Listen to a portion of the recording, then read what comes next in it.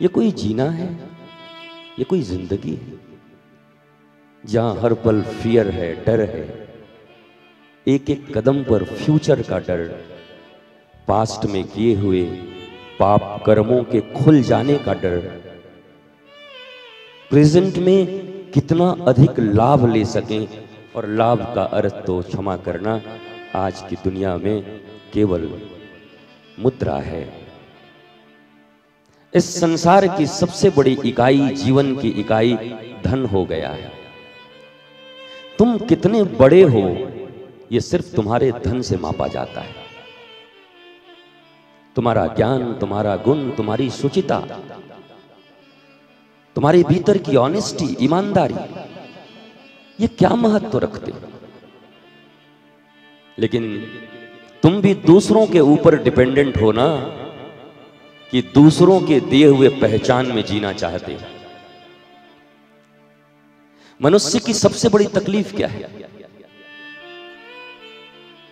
अपनी इज्जत बचाना और अपनी पहचान बचाना। और ये इज्जत भी दी हुई इसी संसार की है, और ये पहचान भी तुम्हें संसार ने दिया है। और सारी जिंदगी इस झूठी इज्जत और झूठे पहचान को बचाने के लिए पता नहीं तुम क्या क्या पापड़ बेलते हो, क्या क्या कर्म करते हो। जो तुम्हारा नहीं है, तुम्हें किसी ने दिया है, तो ये निश्चित रखना कि आज नहीं तो कल भूतपूर्व हो जाओगे। इसलिए धर्म का ऐसा पथ है जहां कभी कोई भूतपूर्व नहीं होता। प्रहलाद और मीरा आज तक भूतपूर्व नहीं हुए, वो अभूतपूर्व थी, हैं और रहेंगी। उन्हें कोई भूतपूर्व नहीं कर सकता। पर व्यक्ति की सारी कवायद है कि जो मिला है उसे बचाना है, और जो नहीं मिला उसे पाना है। और मैंने कल कंस की परिभाषा बताई थी। कंस की दो पत्नियां हैं, एक अस्ति, एक प्राप्ति। एक का अर्थ है इतना है और इतना प्राप्ति करना है, इसी को कंस कहते हैं। मुझे पता नहीं कंस नाम का कोई व्यक्ति था भी या नहीं, मैंने देखा नहीं। पुराणों में है, शास्त्रों में है, मैं विश्वास करता हूं क्योंकि मैं सनातन परंपरा का वाहक हूं। और मुझे अपने शास्त्रों पर, संत पर, ऋषि पर विश्वास है, भरोसा है।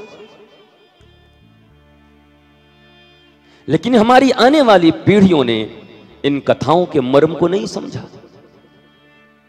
हमने कथाओं को व्यापार बनाया, हूबहू कथाएं उतार के रख दी। राम और रावण, कृष्ण और Kans, that's it, that's all. हो गई तुम्हारी भक्ति, मिल गए जीवन के सारे सूत्र जीने के। अरे कंस कब का मरा? 5,500 वर्ष पूर्व। रावण कब का गया? दुर्योधन कब का गया? अगर ये सब चले ही गए तो फिर इतनी अशांति, इतनी हिंसा, इतने दुराचार, इतना दुख, अवसाद, पीड़ा, ईर्ष्या, ये क्यों? अगर रावण ही बुरा था तो वो तो चला गया। अब चारों तरफ प्रेम के पुष्प क्यों नहीं खिलते? दुर्योधन ही बुरा था तो अब कोर्ट और कचहरी बंद हो जानी चाहिए, क्योंकि अब भाई और भाई के बीच मुकदमा कैसा?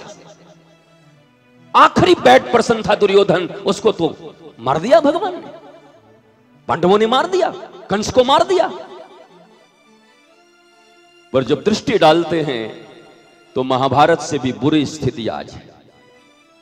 जब दृष्टि डालते हैं तो रामायण के उस रावण काल से भी बुरी स्थिति आज है। हिरण्यकश्यपु की बुरी स्थिति से भी आज बुरी स्थिति। क्यों? आप भी तो बुद्धिजीवी हो, पढ़े लिखे हो। आजकल बुद्धिजीविता को ही तो सब कुछ माना जाता है। कितनी डिग्रियां प्राप्त की, क्या पढ़े, कितना नाम है आपका समाज में, आपको उसी से पहचाना जाता है, जाना जाता है।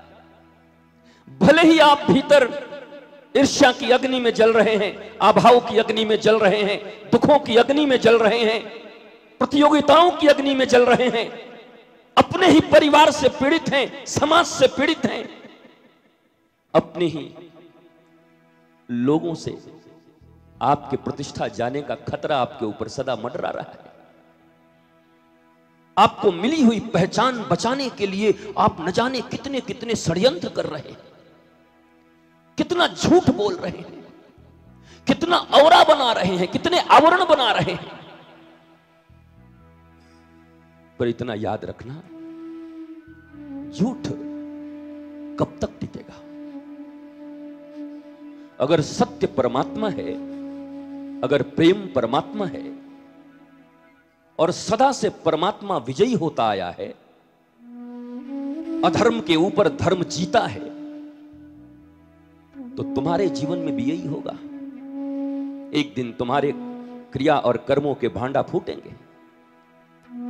जिसको इतना बचाना चाहते थे, जिसको बचाने के लिए कभी ढंग से सोए नहीं, कभी अपने लोगों के साथ खिलखिलाकर हंसे नहीं, कभी पाए हुए जीवन का महत्व नहीं समझा,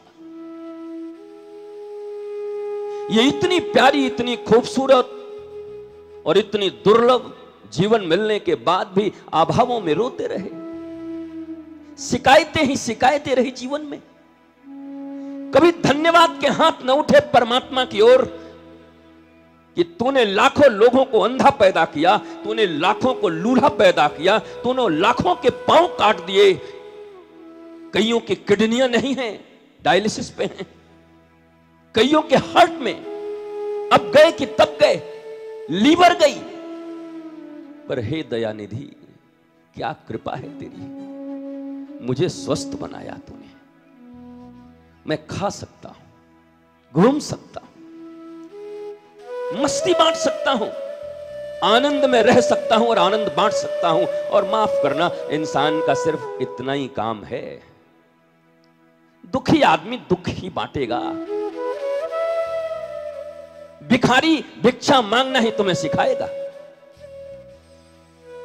इसलिए ये बात तो तुम भी जानते हो कि भिखारी या गरीब या दरिद्र किसे कहते हैं? जिसकी जितनी चाहत वो उतना बड़ा भिखारी, जिसकी जितनी बड़ी डिमांड वो उतना बड़ा दरिद्र। तो भैया समाज का यही तो यूनिट है ना।